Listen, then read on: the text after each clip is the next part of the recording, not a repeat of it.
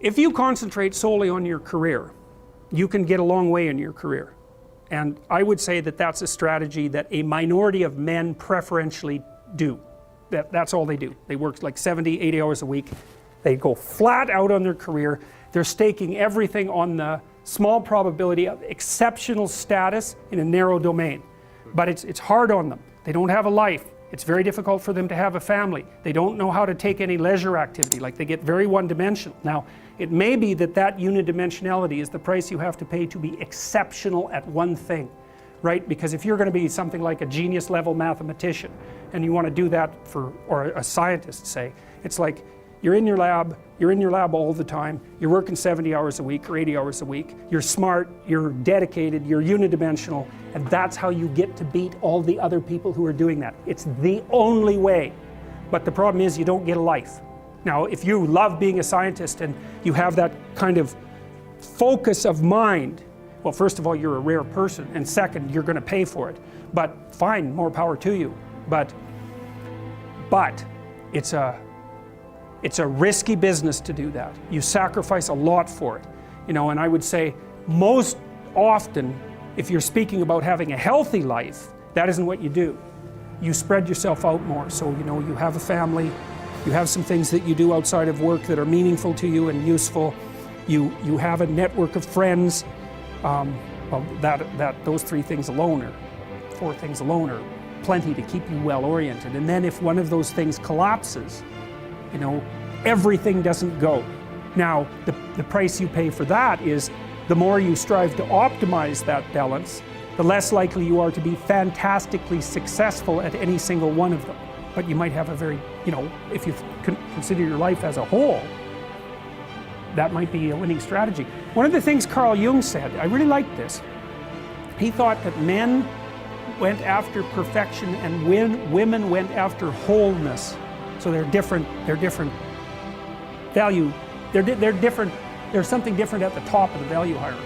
So perfection would be stake it all on one thing and look for radical success. Not that all men do that, because they don't, but we're talking about extremes, at least with regards to the men that do that. The wholeness idea is more like, well, it's like I want one thing in my life to be 150%, or I want 5 things in my life to be 80%. Well, there's a lot more richness in a life where you have 5 things operating at 80%, but you're not operating at any of them at 150%.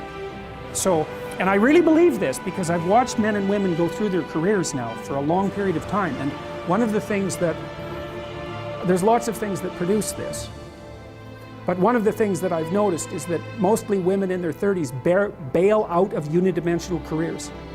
They won't do them.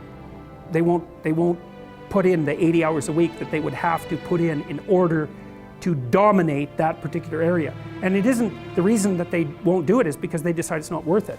And no wonder, because why would that be worth it? You have to ask yourself that. It's like, well, you want to be an outstanding scientist. It's like, okay, really, that's what you want, because that means that's what you do. Because you're competing with other people, you know, they're smart, they're hardworking, and if you want to be at the top, you have to be smarter and work harder than any of them. And working hard means working long hours. I mean, it also means working diligently, but in the final analysis, it's also an additive issue. If I'm smart and hardworking and I can crank out for 70 hours a week, and you do it for 30, it's like, in 2 years, I'm so far ahead of you, you will never ever catch up. So, anyways. And I think partly, maybe part of the reason too that women are oriented that way more than men, I think there's 2 reasons. One is socioeconomic status does not make women more attractive on the mating market, but it does make men more attractive. And the second is women's time frame is compressed, right? Because guys can always say, well, I'll have kids later, and they can say that till they're like 80. Whereas women, it's like, no way, man, you got to get it together by the time you're, let's say 40, but really probably by 35, but definitely by 40, because otherwise it ain't happening. And that's bloody dreadful. Like, the most unhappy people you ever see, no. No. One of the common routes to extreme unhappiness is to want children and not have them. I wouldn't recommend that. You know, you see couples who are in their 30s. 1 couple in 3 over the age of 30 has fertility problems. That's defined as inability to conceive after 1 year of trying. 1 in 3. So it's worth thinking about, because people are very, very unhappy if they want to have kids and then they can't. Man, you're in the medical mill for 10 years if that's what happens to you.